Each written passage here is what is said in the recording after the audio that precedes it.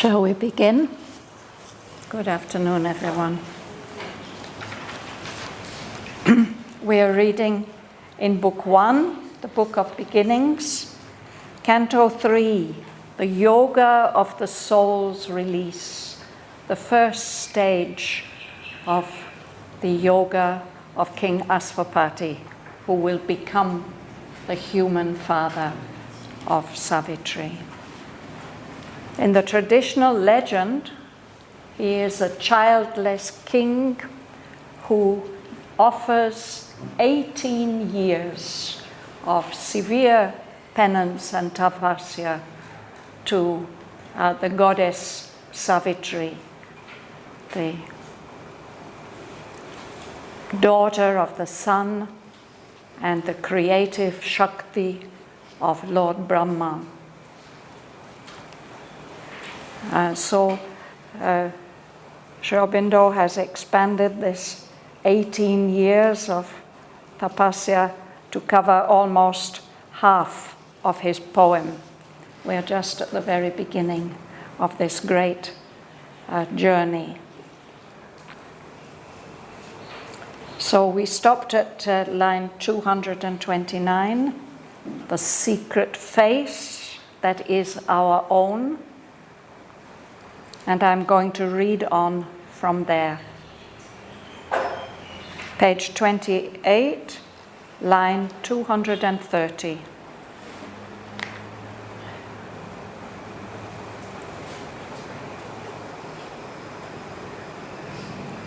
Sri Aurobindo was describing how King Asvapati was able to lift the heavy curtain of the flesh, this barrier of materiality that separates us from the subtle inner worlds.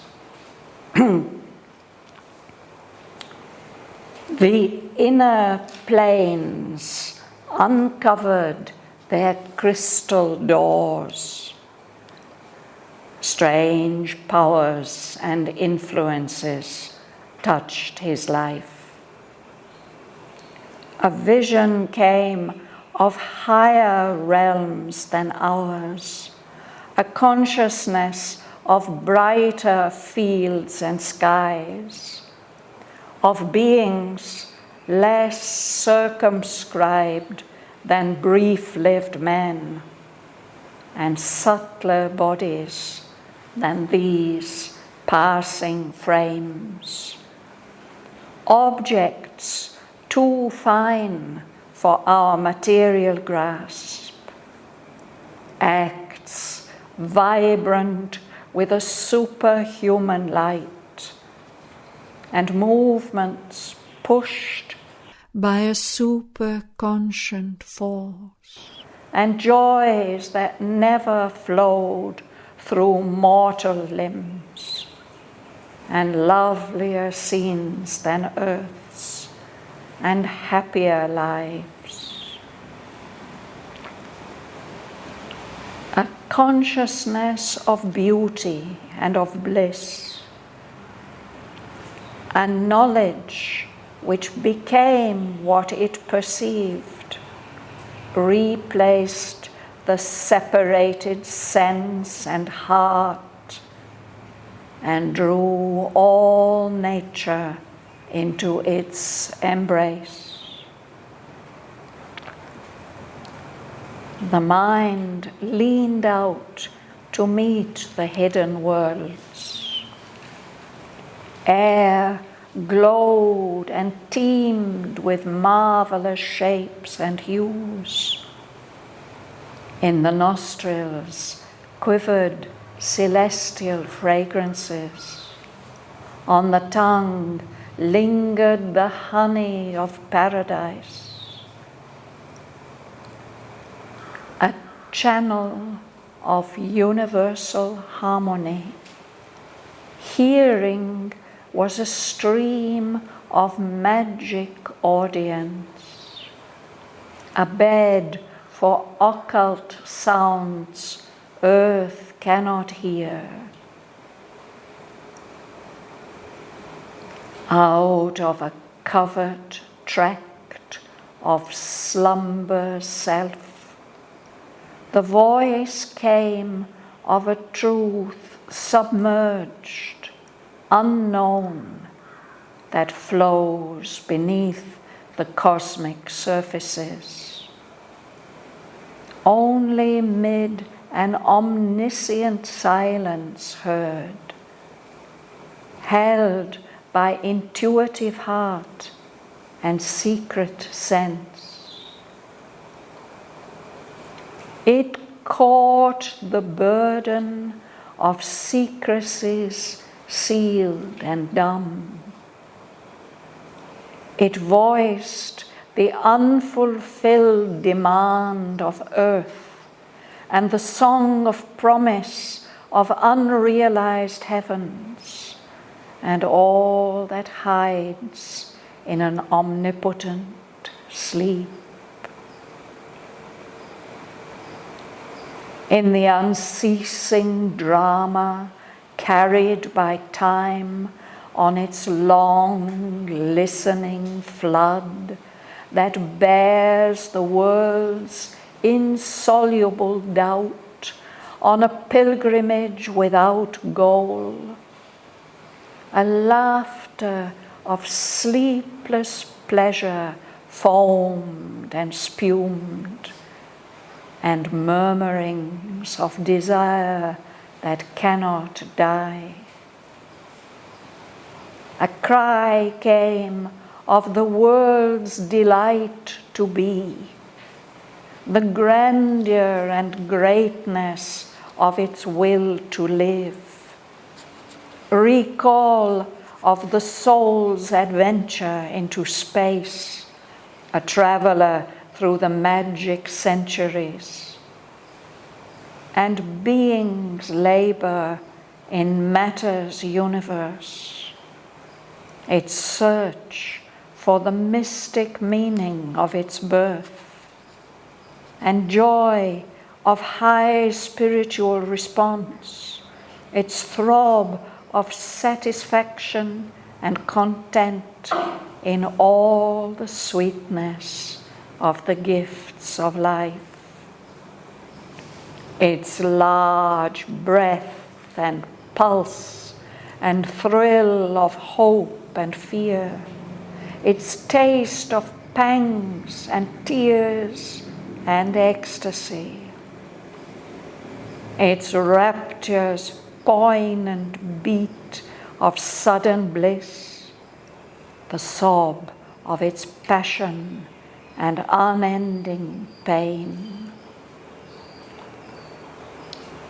the murmur and whisper of the unheard sounds which crowd around our hearts but find no window to enter, swelled into a canticle of all that suffers to be still unknown, and all that labors vainly to be born, and all the sweetness none will ever taste, and all the beauty that will never be.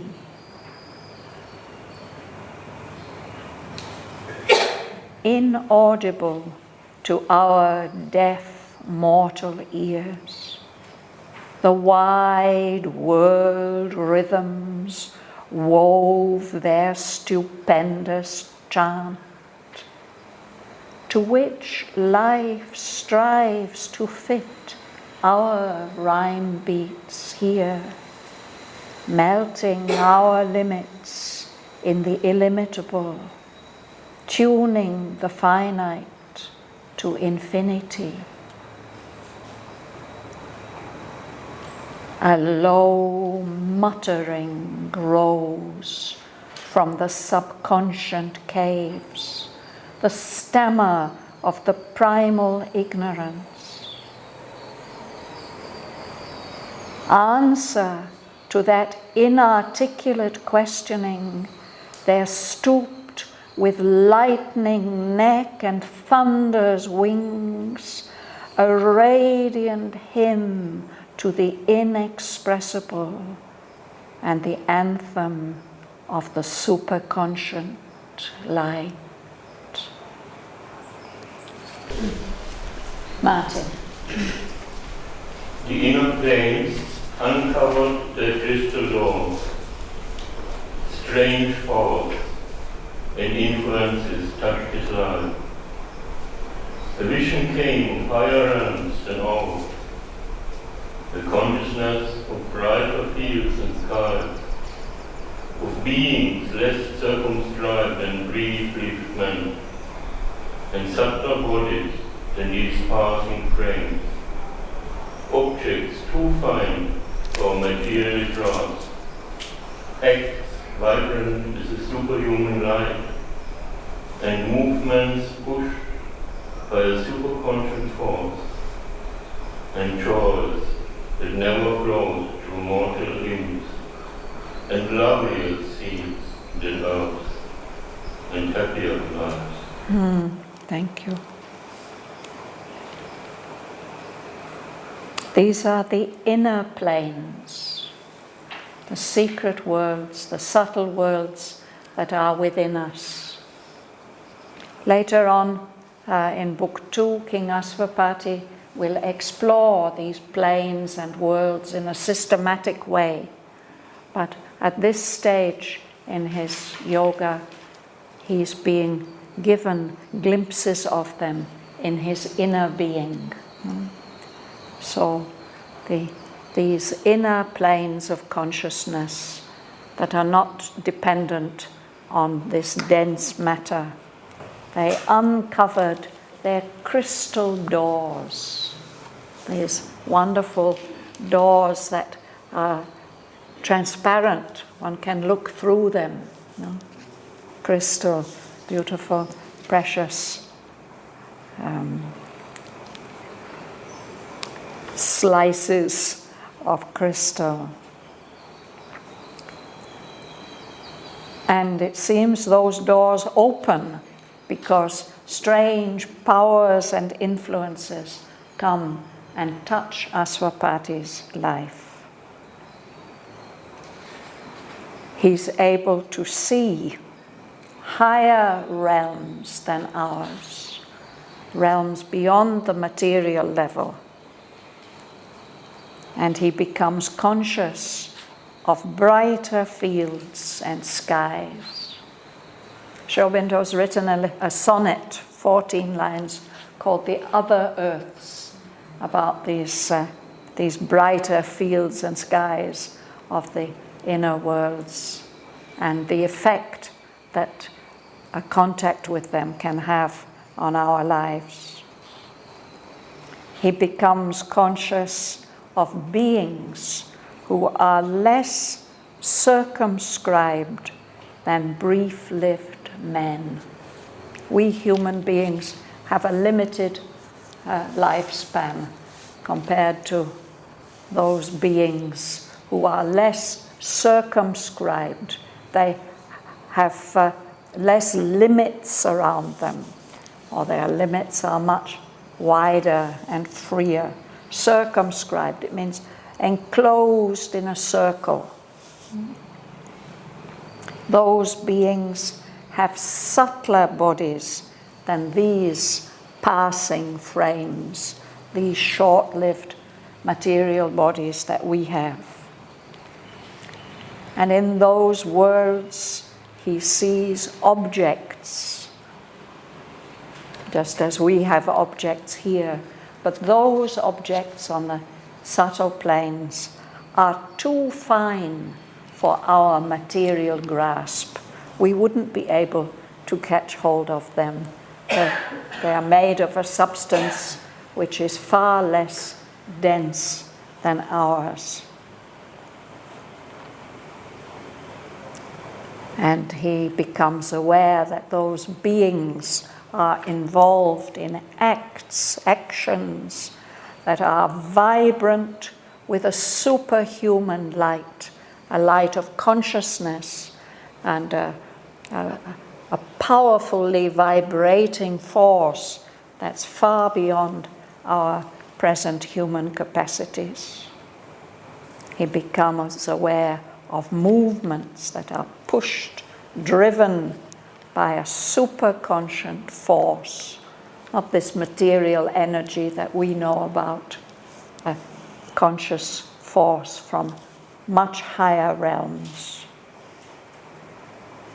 He becomes aware that those beings possess, and he begins to possess, a knowledge which became what it perceived. There's an identification with what is seen and known, so that there's a direct knowledge by identity, the way that we know things about ourselves became possible to know other beings and other objects.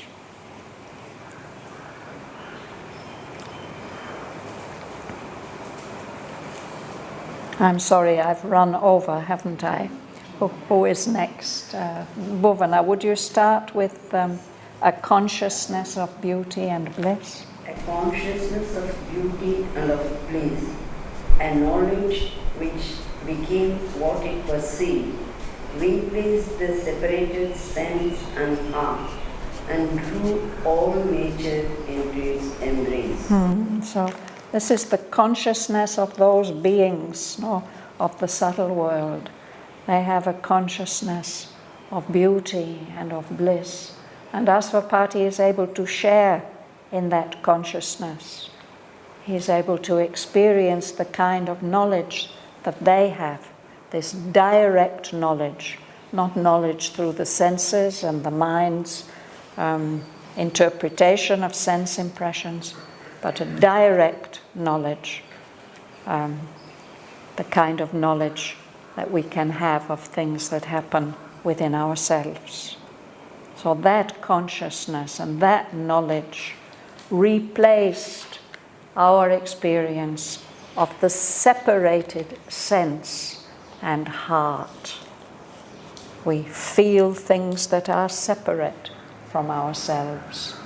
And we may have some kind of empathy, sympathy with other human beings or with animals or things around us, but essentially we are separated. We are separated by the barriers of our skin, our bodies, no? But for Asvapati now, that separatedness gets replaced so that his consciousness is able to draw all nature into its embrace, to become aware of the feelings of plants and trees and all kinds of creatures. It's able to embrace and feel close to them all. This sentence, a knowledge became what we perceive. What is it? It, the knowledge. So what the knowledge perceived, like we look around, and we see and we know, oh, here's a table or here's a flower. There's an identification with that object of the perception, so that he knows the thing not just by its surface, but very, very deeply by an identification with the essence of the thing itself. A knowledge. So he has a capacity of knowledge, and it's a knowledge which can become whatever it perceives.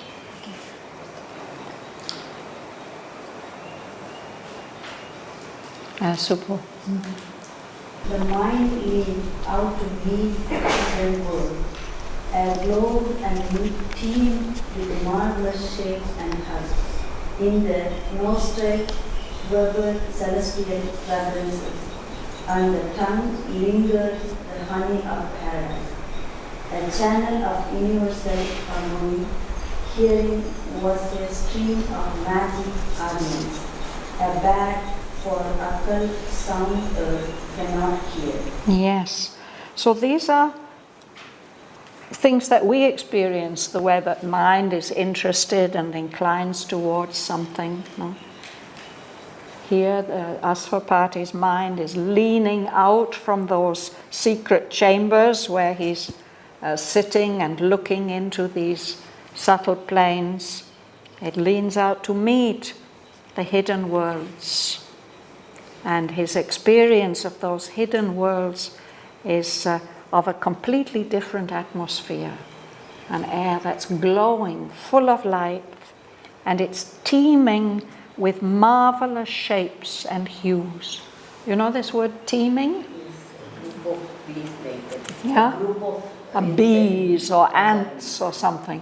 Or sometimes we see on the TV or in films the streets of New York or Tokyo. They're just teeming with people. So many people you can't count them. No? So Sri Aurobindo in one place speaks about the teeming worlds in our universe. There are so many worlds beyond uncountable numbers.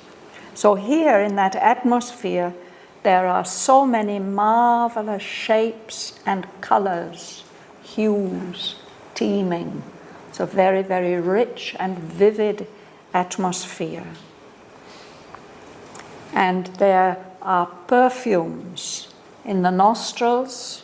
Here our nostrils quivered celestial fragrances, all kinds of heavenly perfumes.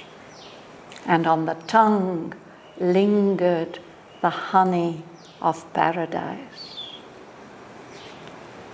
These are yogic experiences. You know? This in meditation, going deep within and tasting, getting the taste of Amrita, of the nectar of immortality, the honey of paradise, or of perceiving wonderful perfumes, or of seeing these teeming shapes and colors of the subtle worlds. And the sense of hearing changes. It becomes a channel, like a river channel of universal harmony, harmonies from all over the universe. So this hearing becomes a stream, a flow of magic audience. We usually use this word in a different sense. An audience, I'm speaking, maybe you are the audience, you are listening to me. No, so we speak about the audience. But here it means the capacity of hearing, the sense of hearing. So his hearing becomes a stream of magic audience. He's hearing all kinds of wonderful, enchanting sounds. It becomes like a bed, a river bed, for occult sounds, hidden, subtle sounds that our physical ears cannot hear. And then comes a description of some of those things that he hears with that magic audience. Mihong. Out of a covered track of a slumber self, the voice came of a truth submerged, unknown, that flows beneath the cosmic surfaces. Only middle omniscient silence heard, held by intuitive heart and secret sense. Yes. So out of a covert tract, a secret occult area of slumber self, as if the self is in a state of deep sleep or trance, somewhere deep within, there comes a voice. It's the voice of a truth, but that truth is submerged as if underwater or underground. It's unknown, that truth. It's flowing like an underground river, subterranean river, beneath the surfaces of the universe. And we can only hear that voice. Asvapati can only hear that voice when he's in a state of silence, a silence that can know everything, an omniscient silence. And then it can only be held by the intuitive heart that gives an intuitive, correct, truthful response, and a secret sense, a different kind of sense than our grasping senses. Sri Aurobindo will tell us more about that voice. This is the voice of a truth which is flowing beneath the cosmic surfaces.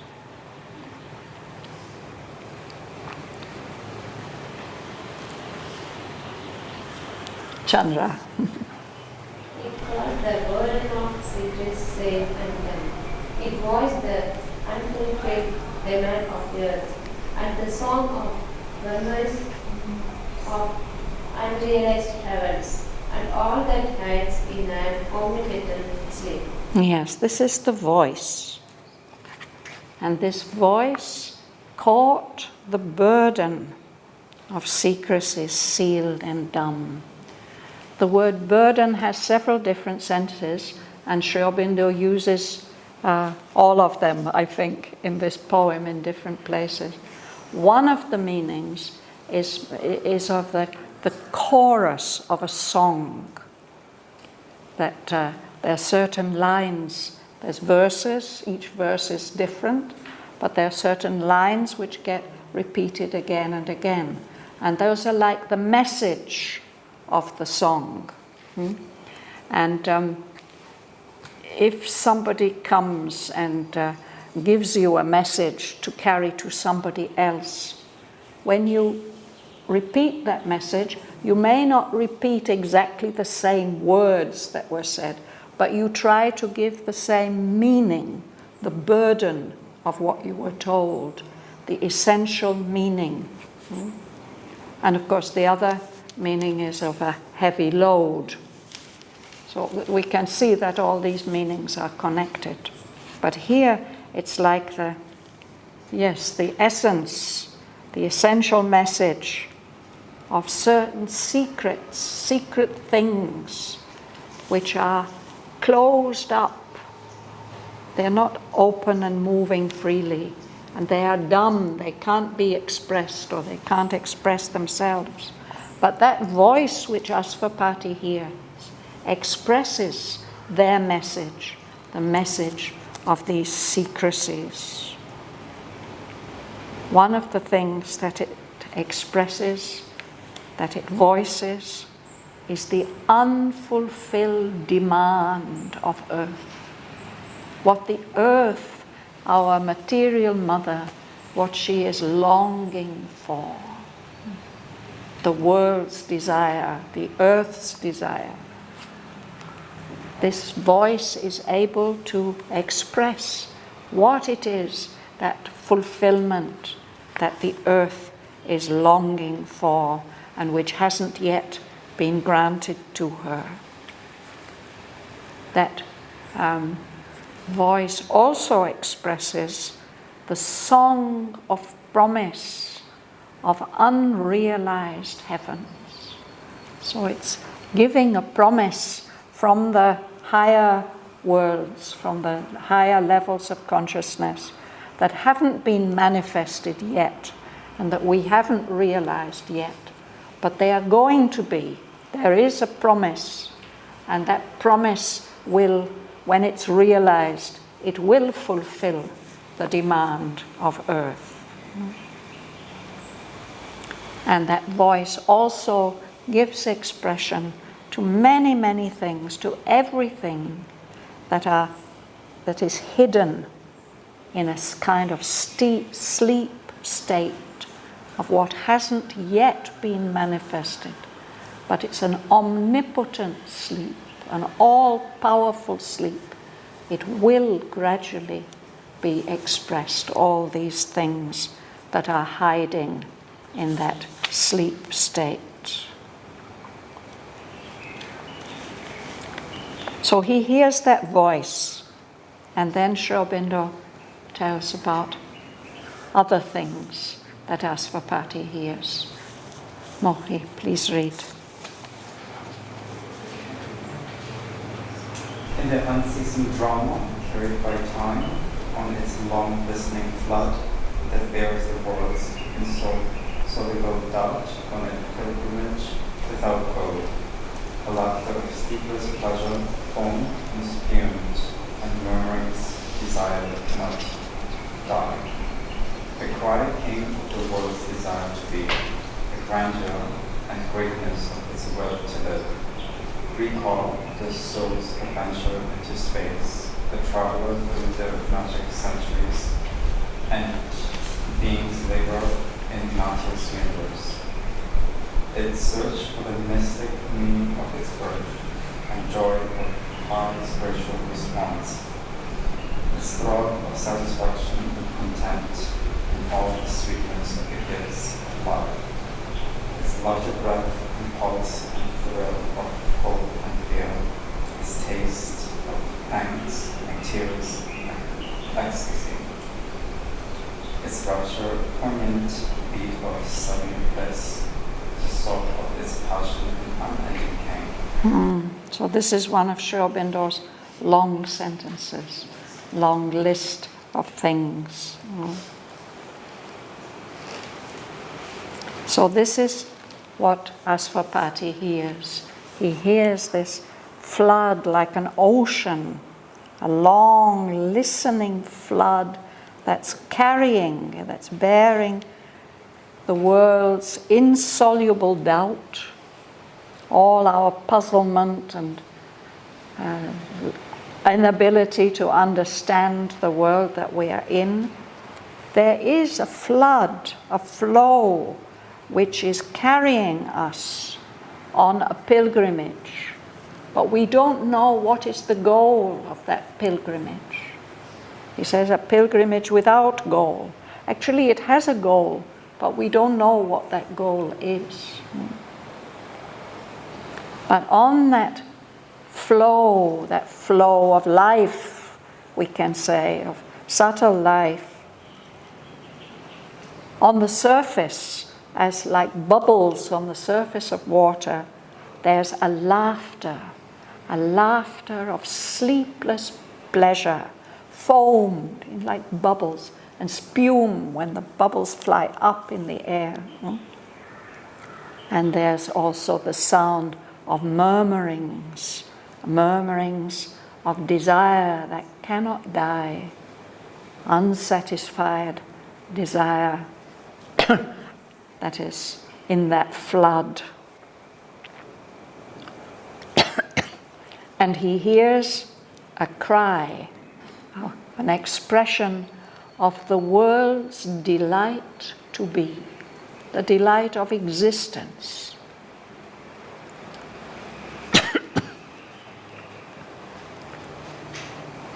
The grandeur and greatness of its will to live. That's what keeps the world going, is this push of existence to continue to explore, to grow more and more.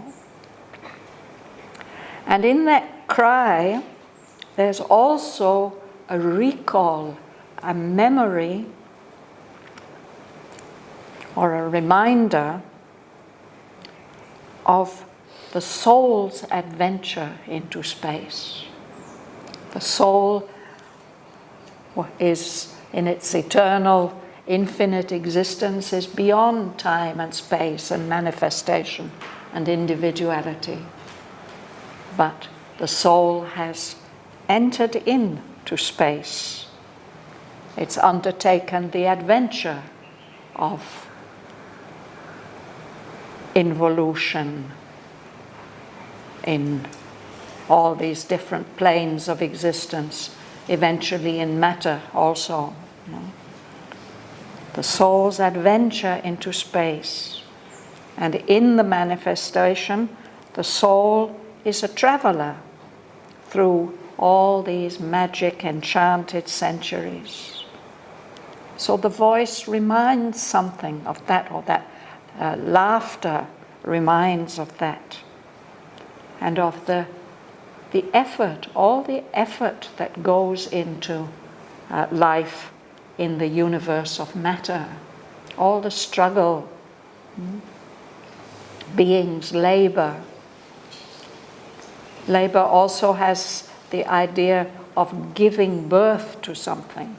It can be hard effort, but it can also be that effort which is required to give birth to something new. So being is laboring, the world is laboring, the world is also searching for the mystic meaning of its birth. How and why has all this come into existence? And then there's the joy of high spiritual response, if we feel a connection and a response from higher levels. And part of the world's delight to be is just a kind of constant throb of satisfaction and content. It's not intense rapture, it's not intense pain, but just content and satisfaction to exist. Content with all the sweetness of the gifts of life. And the gifts that life gives are many. No? It can give a large breath and pulse and thrill of hope and fear, a kind of adventurous feeling. Life can give different tastes, the taste of pangs, of pain and tears, but also the taste of ecstatic delight. The poignant, almost painful beat of rapture. It's a delight that's almost too much to bear, no? Especially when it comes suddenly, a sudden bliss. And then there's the sob, the weeping or the sob of passion and unending pain. All this is part of the delight, the different rasas, the different tastes of delight of life.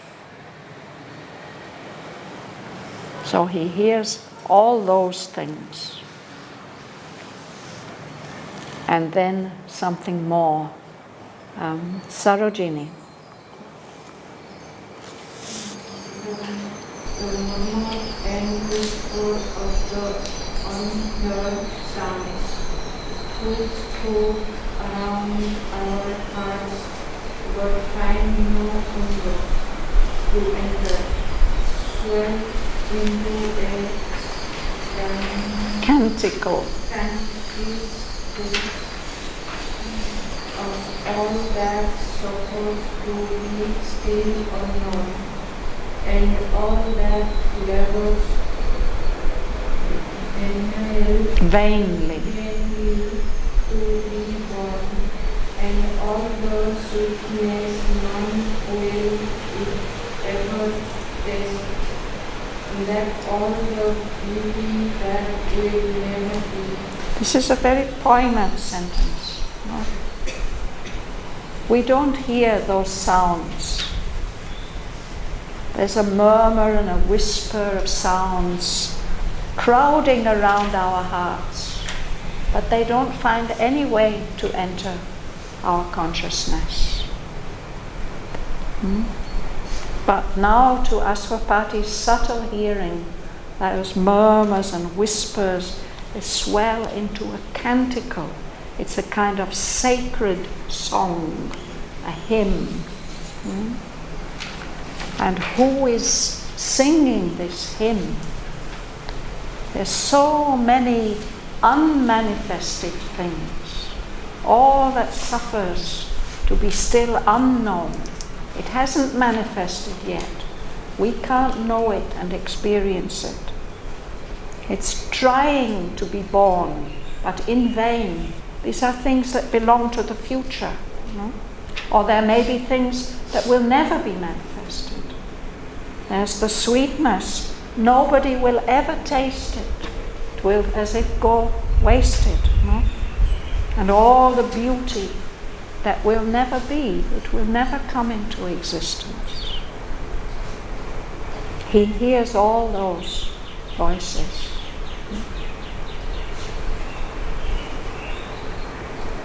Sergei. In audible over the mortal years, the wide world rhythms wove their stupendous charm, to which life strives to fit our blind beats here, noting our limits in the image of tuning the finite to infinite. Yes. So another thing that our deaf mortal ears don't hear, can't hear, is the rhythms, the rhythmic vibrations that are moving around in the world, like a stupendous dance, a chant. It's also a song. And life, our life, is trying to harmonize us, the beats of our individual lives, to the rhyme beats of that stupendous chant. They want to melt our little limits that circumscribe our lives, to tune us into those great universal rhythms, tuning the finite, us limited beings, to infinity.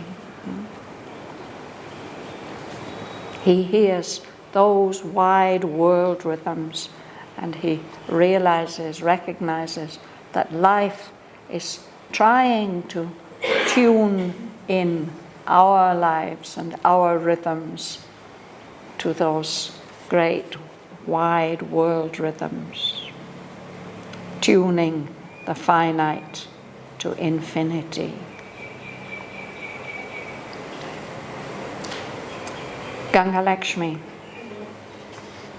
A low glittering rose from the subconscious scales, the stammer of the primal ignorance, answer to that inarticulate question. That stick with the lightning neck and thunder wings, a radiant hymn to the inexpressible, the content of the superconscious life. Yes.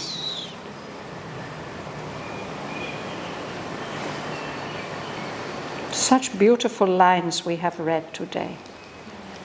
One of the things that he hears is this low muttering, speaking under your breath so that people can't really hear what you're saying. And often you're muttering because you don't want other people to hear what you're saying, because you're grumbling, you're complaining.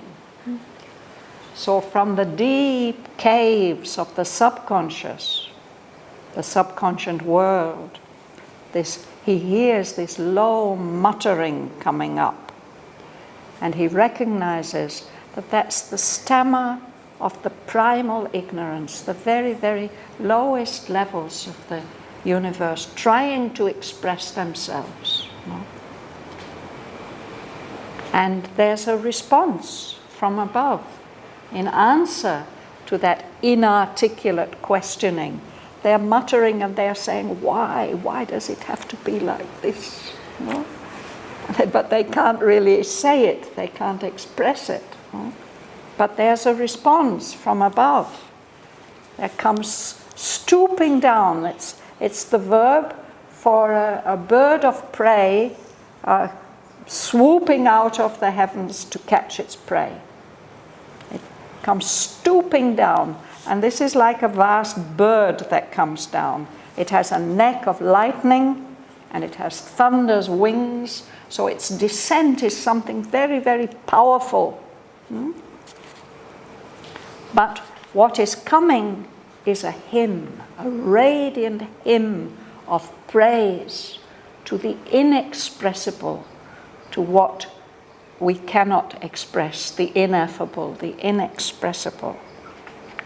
And also it expresses the anthem, another kind of very serious, sacred song of the superconscient light, the light above, far above, on the summit of consciousness.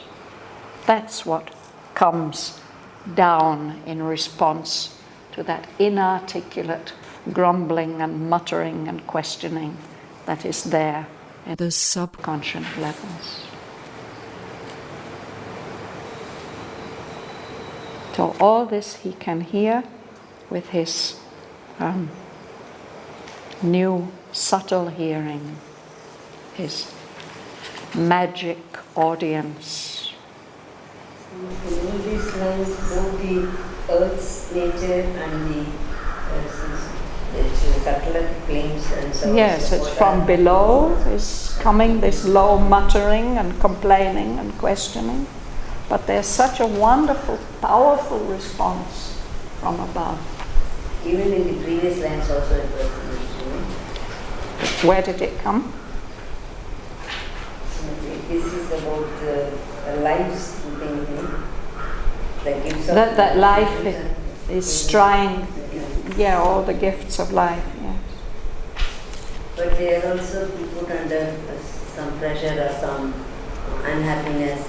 Well, here in the material world, yes. But he's expressing, he's becoming aware of how things are in those subtler worlds. And there he can perceive these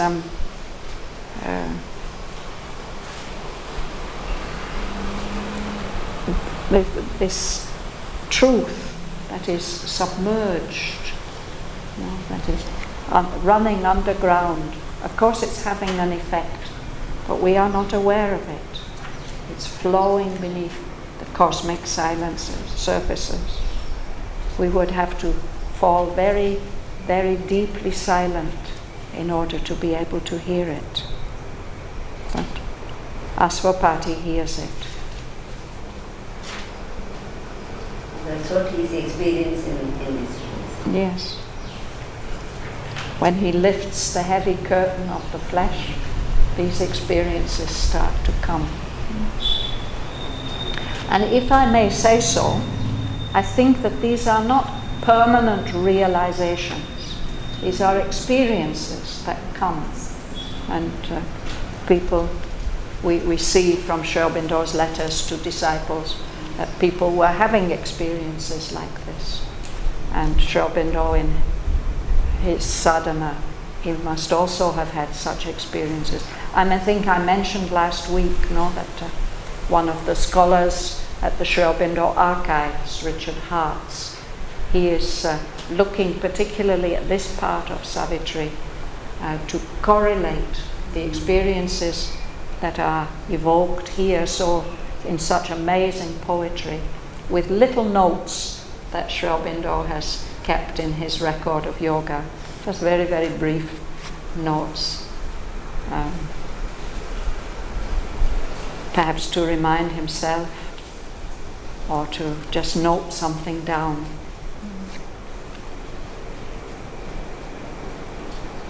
I think these are among the most beautiful lines in the whole poem. There are so many wonderful lines, but what a wonderful passage we read today. So those who would like to stay and read, we can go back to line 230 and read these lines.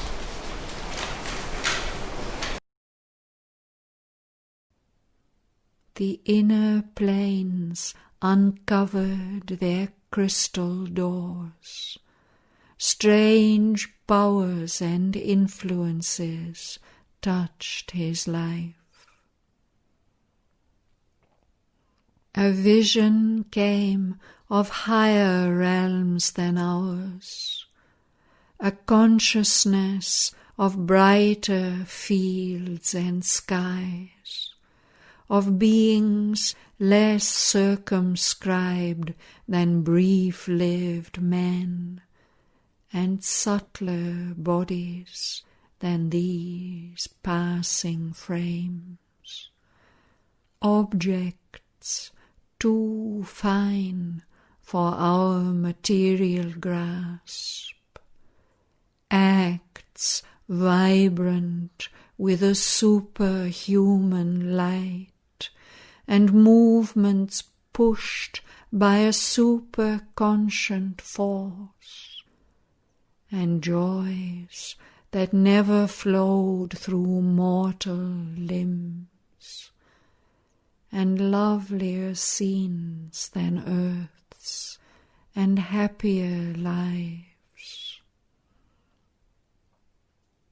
A consciousness of beauty and of bliss, a knowledge which became what it perceived, replaced the separated sense and heart, and drew all nature into its embrace. The mind leaned out to meet the hidden worlds. Air glowed and teemed with marvelous shapes and hues. In the nostrils quivered celestial fragrances. On the tongue lingered the honey of paradise. A channel of universal harmony. Hearing was a stream of magic audience. A bed for occult sounds earth cannot hear. Out of a covered tract of slumber self, the voice came of a truth submerged, unknown, that flows beneath the cosmic surfaces. Only mid an omniscient silence heard, held by intuitive heart and secret sense. It caught the burden of secrecies sealed and dumb. It voiced the unfulfilled demand of earth, and the song of promise of unrealized heavens, and all that hides in an omnipotent sleep. In the unceasing drama carried by time on its long listening flood that bears the world's insoluble doubt on a pilgrimage without goal, a laughter of sleepless pleasure foamed and spumed, and murmurings of desire that cannot die. A cry came of the world's delight to be, the grandeur and greatness of its will to live, recall of the soul's adventure into space, a traveller through the magic centuries, and being's labour in matter's universe, its search for the mystic meaning of its birth, and joy of high spiritual response, its throb of satisfaction and content in all the sweetness of the gifts of life, its large breath and pulse and thrill of hope and fear, its taste of pangs and tears and ecstasy, its rapture's poignant beat of sudden bliss, the sob of its passion and unending pain. The murmur and whisper of the unheard sounds which crowd around our hearts but find no window to enter, swelled into a canticle of all that suffers to be still unknown, and all that labours vainly to be born, and all the sweetness none will ever taste, and all the beauty that will never be.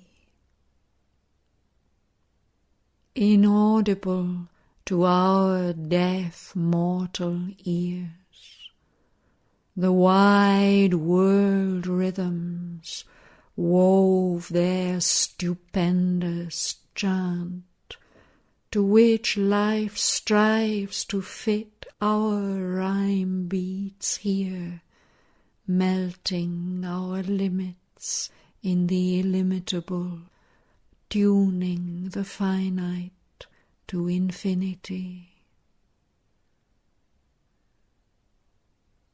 A low muttering rose from the subconscient caves, the stammer of the primal ignorance.